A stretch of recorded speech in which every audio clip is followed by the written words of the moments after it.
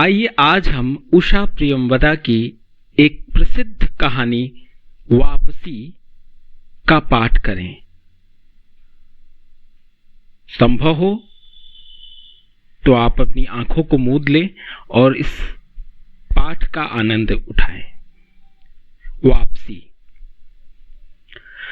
गजाधर बाबू ने कमरे में जमा सामान पर एक नजर दौड़ाई। 2 बक्स, डोलची, बाल्टी। यह डिब्बा कैसा है गणेशी? उन्होंने पूछा।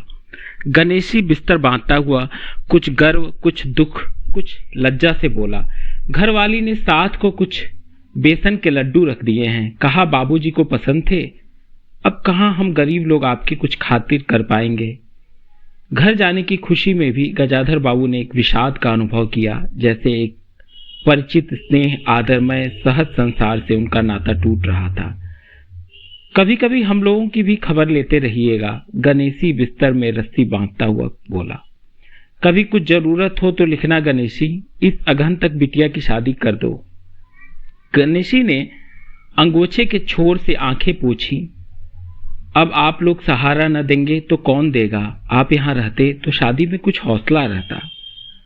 गजाधर बाबू चलने को तैयार बैठे थे। रेलवे क्वार्टर का वह कमरा जिसमें उन्होंने कितने ही वर्ष बिताए थे, उनका सामान हट जाने से कुरूप और नग्न लग रहा था। आंगन में रोपे पौधे भी जान पहचान के लोग ले गए थे और जगह जगह मिट्टी बिखरी हुई थी। पर पत्नी बाल बच्चों के साथ रहने की कल्पना में यह विछोह एक दुर्बल लहर की तरह उठकर विलीन हो गया। गजाधर बाबू खुश थे, बहुत खुश। 35 साल की नौकरी के बाद वह रिटायर होकर जा रहे थे। इन वर्षों में अधिकांश समय उन्होंने अकेले रहकर काटा था। उन अकेले क्षणों में उन्होंने इसी समय की कल्पना की थी जब वह अपने परिवार के साथ रह सकेंगे। इसी आशा के सहारे वह अपने अभाव का बोझ ढो रहे थे। संसार की दृष्टि में उनका जीवन सफल कहा जा सकता था। उन्होंने शहर में एक मकान बनवा लिया था। बड़े लड़के अमर और लड़की कांति की शादियां कर दी थी। 2 बच्चे ऊंची कक्षाओं में पढ़ रहे थे। गजाधर बाबू नौकरी के कारण प्रायः छोटे स्टेशन पर रहे और उनके बच्चे और पत्नी शहर में, जिससे पढ़ाई में बाधा न हो। गजाधर बाबू स्वभाव से बहुत स्नेही व्यक्ति थे और स्नेह के आकांक्षी थे। जब परिवार साथ था, ड्यूटी से लौटकर बच्चों से हंसते बोलते, पत्नी से कुछ मनोविनोद करते। उन सबके चले जाने से उनके जीवन में गहन सूनापन भर उठा। खाली क्षणों में उनसे घर में टिका न जाता। कभी प्रकृति के न होने पर भी उन्हें पत्नी की स्नेहपूर्ण बातें याद आती रहती। दोपहर में गर्मी होने पर भी 2 बजे तक आग जलाए रहती और उनके स्टेशन से वापस आने पर गरम गरम रोटियां सेकती। उनके खा चुकने और मना करने पर भी थोड़ा सा कुछ और थाली में परोस देती और बड़े प्यार से आग्रह करती। जब वह थके हारे बाहर से आते तो उनकी आहट पा वह रसोई के द्वार पर निकल आती और उनकी सलज आंखें मुस्कुरा उठती। गजाधर बाबू को तब हर छोटी बात याद आती और वह उदास हो उठते। अब कितने वर्षों बाद यह अवसर आया था जब वह फिर उसी स्नेह और आदर के मध्य रहने जा रहे थे। टोपी उतारकर गजाधर बाबू ने चारपाई पर रख दी। जूते खोलकर नीचे खिसका दिए। अंदर से रह रहकर कहकहों की आवाज आ रही थी। इतवार का दिन था और उनके सब बच्चे इकट्ठे होकर नाश्ता कर रहे थे। गजाधर बाबू के सूखे चेहरे पर स्निग्ध मुस्कान आ गई। उसी तरह मुस्कुराते हुए वह बिना खांसे अंदर चले आए। उन्होंने देखा कि नरेंद्र कमर पर हाथ रखे शायद गत रात्रि की फिल्म में देखे गए किसी नृत्य की नकल कर रहा था और बसंती हंस हंस कर दुहरी हो रही थी। अमर की बहू को अपने तन बदन, आंचल या घूंघट का कोई होश न था और वह उन्मुक्त रूप से हंस रही थी। गजाधर बाबू को देखते ही नरेंद्र धप से बैठ गया और चाय का प्याला उठाकर मुंह से लगा लिया। बहू को होश आया और उसने झट से माथा ढक लिया। केवल बसंती का शरीर रह रहकर हंसी दबाने के प्रयत्न में हिलता रहा। गजाधर बाबू ने मुस्कुराते हुए उन लोगों को देखा, फिर कहा, क्यों नरेंद्र, क्या नकल हो रही थी? कुछ नहीं बाबूजी, नरेंद्र ने सिर पिटाकर कहा। गजाधर बाबू ने चाहा था कि वह भी इस मनोविनोद में भाग लेते, पर उनके आते ही जैसे सब कुंठित हो चुप हो गए। उससे उनके मन में थोड़ी सी खिन्नता उपज आई। बैठते हुए बोले, बसंती चाय मुझे भी देना, तुम्हारी अम्मा की पूजा भी चल रही है क्या? बसंती ने माँ की कोठरी की ओर देखा। अभी आती ही होंगी और प्याले में उनके लिए चाय छानने लगी। बहू चुपचाप पहले ही चली गई थी। अब नरेंद्र भी चाय का आखिरी घूंट पीकर उठ खड़ा हुआ। केवल बसंती पिता के लिहाज में चौके में बैठी माँ की राह देखने लगी। गजाधर बाबू ने एक घुट चाय पी ली, फिर कहा, बिट्टी चाय तो फीकी है। बसंती बोली, लाइए चीनी और डाल दूं। रहने दो, तुम्हारी अम्मा जब आएगी तभी पी लूंगा। थोड़ी देर में उनकी पत्नी हाथ में अर्घ्य का लोटा लिए निकली और अशुद्ध स्तुति कहते हुए तुलसी में डाल दिया। उन्हें देखते ही बसंती भी उठ गई। पत्नी ने आकर गजाधर बाबू को देखा और कहा, अरे आप अकेले बैठे हैं, यह सब कहाँ गए? गजाधर बाबू के मन में फांस सी करक उठी। अपने अपने काम में लग गए हैं, आखिर बच्चे ही हैं। पत्नी आकर चौके में बैठ गई। उन्होंने नाक भौं चढ़ाकर चारों जूठे बर्तनों को देखा, फिर कहा, सारे जूठे बर्तन पड़े हैं, इस घर में धर्म कर्म कुछ नहीं, पूजा करके सीधे चौके में घुसो। फिर उन्होंने नौकर को पुकारा। जब उत्तर न मिला तो एक बार और उच्च स्वर में फिर पति की ओर देखकर बोली, बहू ने भेजा होगा बाजार। और एक लंबी सांस लेकर चुप हो रही। गजाधर बाबू बैठकर चाय और नाश्ते का इंतजार करते रहे। उन्हें अचानक ही गणेशी की याद आ गई। रोज सुबह पैसेंजर आने से पहले वह गरम गरम पूरियां और जलेबी बनाता था। गजाधर बाबू जब उठकर तैयार होते उनके लिए जलेबियां और चाय लाकर रख देता था। चाय भी कितनी बढ़िया, कांच के गिलास के ऊपर तक भरी लबालब, पूरे 2.5 चम्मच चीनी और गाढ़ी मलाई। पैसेंजर भले ही रानीपुर लेट पहुंचे, गणेशी ने चाय पहुंचाने में देर नहीं की। क्या मजाल कि कभी उससे कुछ कहना पड़े। पत्नी का शिकायत भरा स्वर सुन उनके विचारों में व्याघात पहुंचा। वह कह रही थी, सारा दिन इसी खिचखिच में निकल जाता है, इस गृहस्थी का धंधा पीटते पीटते उम्र बीत गई, कोई जरा हाथ भी नहीं बटाता। बहू क्या करती है? गजाधर बाबू ने पूछा। पड़ी रहती है। बसंती को तो फिर कहो कि कॉलेज जाना होता है। गजाधर बाबू ने जोश में आकर बसंती को आवाज दी। बसंती भाभी के कमरे से निकली तो गजाधर बाबू ने कहा, बसंती आज से शाम का खाना बनाने की जिम्मेदारी तुम पर है, सुबह का भोजन तुम्हारी भाभी बनाएगी। बसंती मुंह लटका कर बोली, बाबूजी पढ़ना भी तो होता है। गजाधर बाबू ने बड़े प्यार से समझाया, तुम सुबह पढ़ लिया करो, तुम्हारी माँ बूढ़ी हुई, उनके शरीर में वह शक्ति नहीं बची है। तुम हो, तुम्हारी भाभी हैं, दोनों को मिलकर काम में हाथ बटाना चाहिए। बसंती चुप रह गई। उसके जाने के बाद उसकी माँ ने धीरे से कहा, पढ़ने का तो बहाना है, कभी जी ही नहीं लगता, लगे कैसे? शीला से ही फुर्सत नहीं। बड़े बड़े लड़के हैं उस घर में, हर वक्त वहां घुसा रहना मुझे नहीं सुहाता। मना करूं तो सुनती नहीं। नाश्ता कर गजाधर बाबू बैठक में चले गए। घर छोटा था और ऐसी अव्यवस्था हो चुकी थी कि उसमें गजाधर बाबू के रहने के लिए कोई स्थान न बचा था। जैसे किसी मेहमान के लिए कुछ अस्थायी प्रबंध कर दिया जाता है, उसी प्रकार बैठक में कुर्सियों को दीवार से सटाकर बीच में गजाधर बाबू के लिए पतली सी चारपाई डाल दी गई थी। गजाधर बाबू उस कमरे में पड़े पड़े कभी अनायास ही इस अस्थायित्व का अनुभव करने लगते। उन्हें याद हो आती उन रेलगाड़ियों की जो आती और थोड़ी देर रुककर किसी और लक्ष्य की ओर चली जाती। घर छोटा होने के कारण बैठक में ही सब प्रबंध कर किया था। उनकी पत्नी के पास अंदर एक छोटा कमरा अवश्य था, पर उसमें एक और अचारों के मर्तबान, दाल चावल के कनस्तर और घी के डिब्बों से घिरा था, दूसरी ओर पुरानी रजाइयां दरियों में लिपटी और रस्सी से बंधी रखी थी। उसके पास एक बड़े से टीन के बक्स में घर भर के गर्म कपड़े थे। बीच में एक अलगनी बधी हुई थी जिस पर प्रायः बसंती के कपड़े लापरवाही से पड़े रहते थे। वह भरसक उस कमरे में नहीं जाते थे। घर का दूसरा कमरा अमर और उसकी बहू के पास था। तीसरा कमरा जो सामने की ओर था बैठक था। गजाधर बाबू के आने से पहले उसमें अमर की ससुराल से आया बेत की 3 कुर्सियों का सेट पड़ा था। कुर्सियों पर नीली गद्दियां और बहू के हाथों के कढ़े कुशन थे। जब कभी उनकी पत्नी को कोई लंबी शिकायत करनी होती तो अपनी चटाई बैठक में डाल पड़ जाती थी। वह एक दिन चटाई लेकर आ गई। गजाधर बाबू ने घर गृहस्थी की बातें छेड़ी। वह घर का रवैया देख रहे थे। बहुत हल्के से उन्होंने कहा कि अब हाथ में पैसा कम रहेगा, कुछ खर्च कम होना चाहिए। सभी खर्च तो वाजिब हैं, किसका पेट काटूं? यही जोड़ गांठ करते करते बूढ़ी हो गई, न मन का पहना न ओढ़ा। गजाधर बाबू ने आहत विस्मित दृष्टि से पत्नी को देखा। उनसे अपनी हैसियत छिपी न थी। उनकी पत्नी तंगी का अनुभव कर उसका उल्लेख करती, यह स्वाभाविक था, लेकिन उनमें सहानुभूति का पूर्ण अभाव गजाधर बाबू को बहुत खटका। उनसे यदि राय बात की जाती तो प्रबंध कैसे हो, तो उन्हें चिंता कम संतोष अधिक होता, लेकिन उनसे तो केवल शिकायत की जाती थी, जैसे परिवार की सब परेशानियों के लिए वही जिम्मेदार थे। तुम्हें किस बात की कमी है अमर की माँ?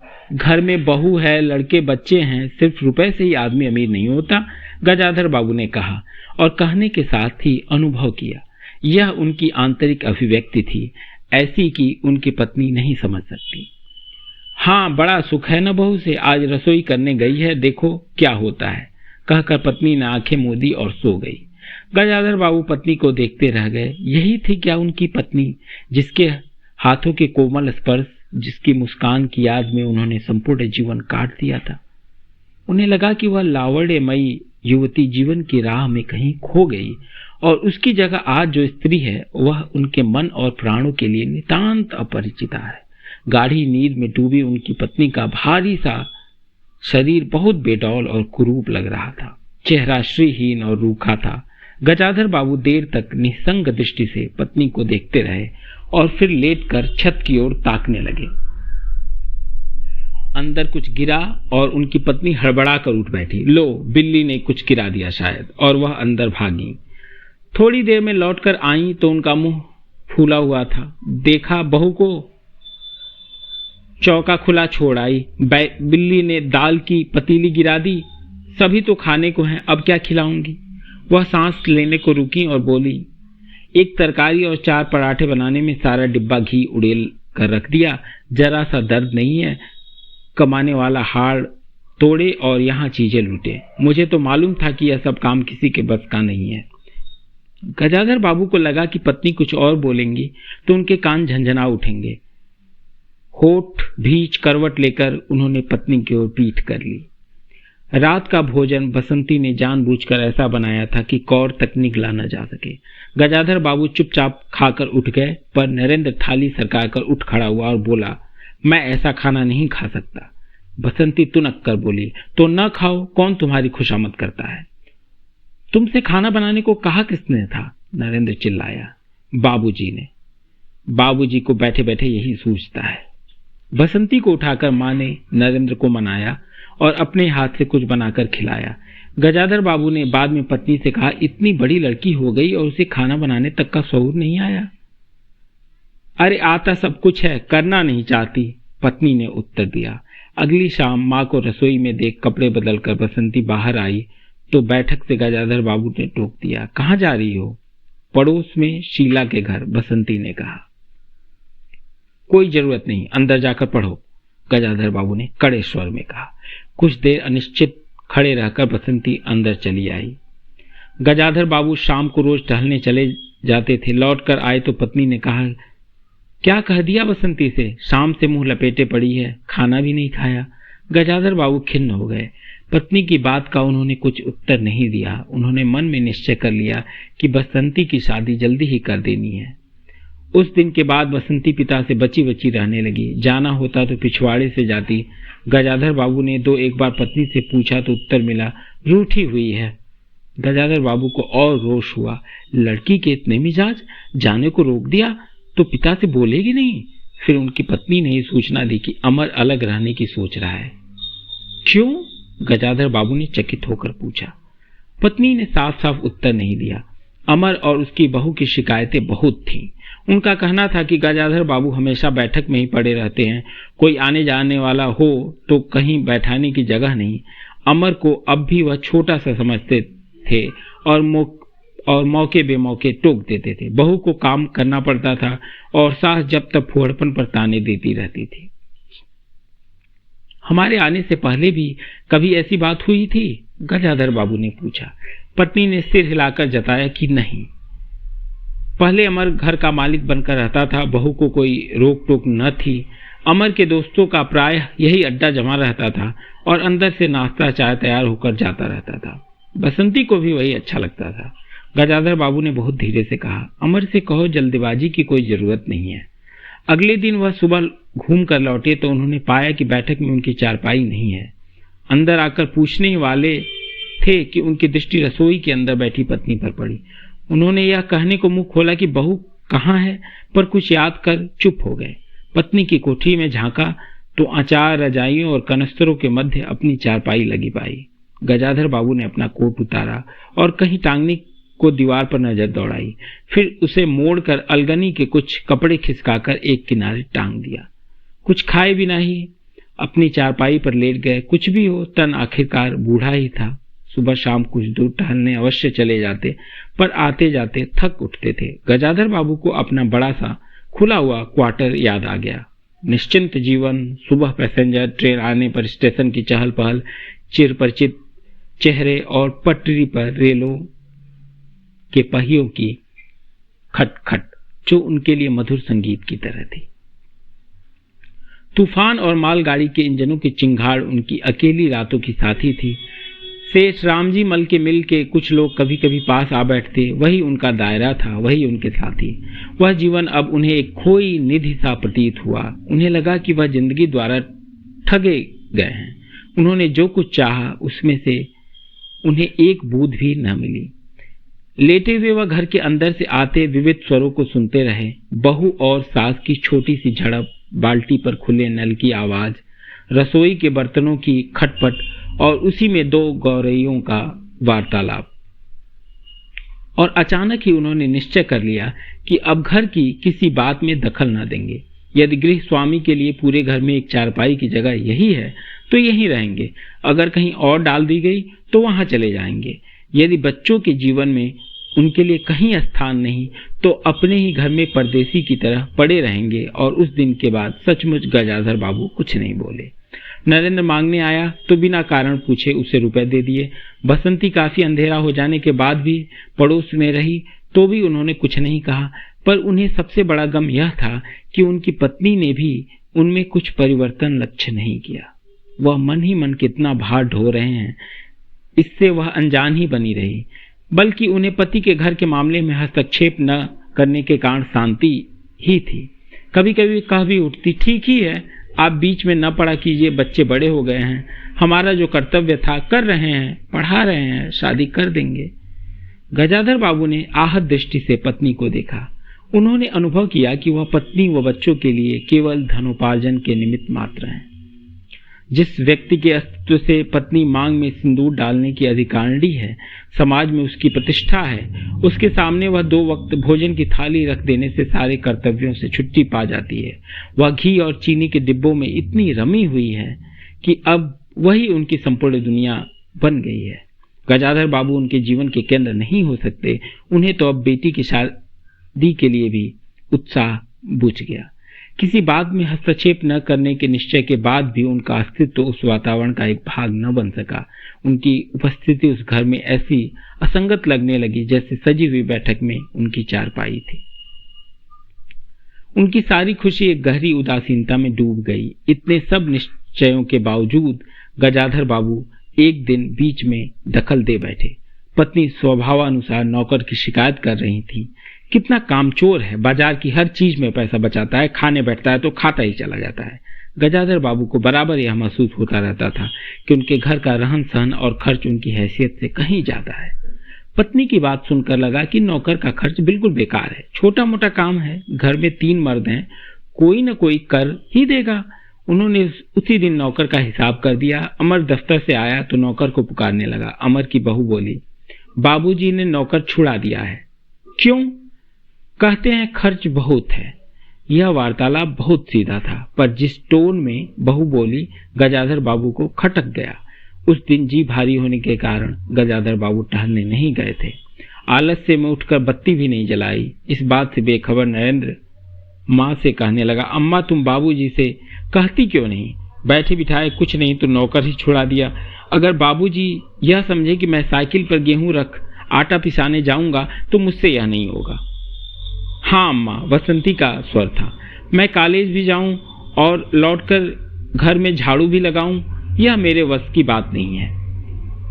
बूढ़े आदमी हैं, अमर भुनभुनाया, चुपचाप पड़े रहें, हर चीज में दखल क्यों देते हैं? पत्नी ने बड़े व्यंग्य से कहा, और कुछ नहीं सूझा तो तुम्हारी बहू को ही चौके में भेज दिया। वह गई तो 15 दिन का राशन 5 दिन में बनाकर रख दिया। बहू कुछ कहे इससे पहले वह चौके में घुस गईं। कुछ देर में अपनी कोठरी में आईं और बिजली जलाईं तो गजाधर बाबू को लेटे देख बड़ी सिटपिटाईं। गजाधर बाबू की मुख मुद्रा से वह उनके भावों का अनुमान न लगा सकी। वह चुप आंखें बंद किए लेटे रहीं। गजाधर बाबू चिट्ठी हाथ में लिए अंदर आए और पत्नी को पुकारा।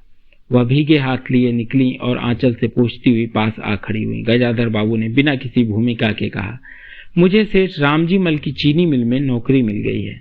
खाली बैठे रहने से तो 4 पैसे घर में आए वही अच्छा है। उन्होंने तो पहले ही कहा था, मैंने मना कर दिया था। फिर कुछ रुक कर जैसे बुझी हुई आग में एक चिंगारी चमक उठे। उन्होंने धीमे स्वर में कहा, मैंने सोचा था कि बरसों तुम सबसे अलग रहने के बाद अवकाश पाकर परिवार के साथ रहूंगा। खैर परसों जाना है, तुम भी चलोगी? मैं? पत्नी ने सक पकाकर कहा, मैं चलूंगी तो यहाँ का क्या होगा? इतनी बड़ी गृहस्थी, फिर सयानी लड़की। बात बीच में काट गजाधर बाबू ने हताश स्वर में कहा, ठीक है तुम यहीं रहो, मैंने तो ऐसे ही कहा था, और गहरे मौन में डूब गए। नरेंद्र ने बड़ी तत्परता से बिस्तर बांधा और रिक्शा बुला लाया। गजाधर बाबू का टीन का बक्स और पतला सा बिस्तर उस पर रख दिया गया। नाश्ते के लिए लड्डू और मठरी की डलियां हाथ में लिए गजाधर बाबू रिक्शे पर बैठ गए। एक दृष्टि उन्होंने अपने परिवार पर डाली, फिर दूसरी ओर देखने लगे और रिक्शा चल पड़ा। उनके जाने के बाद सब अंदर लौट गए।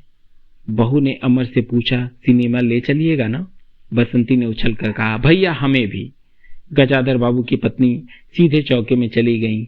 बची हुई मठरियों को कटोरदान में रखकर अपने कमरे में लाईं और कनस्तरों के पास रख दिया। फिर बाहर आकर कहा, अरे नरेंद्र बाबूजी की चारपाई कमरे से निकाल दे, उसमें चलने तक की जगह नहीं है। यही कहानी समाप्त हो जाती है।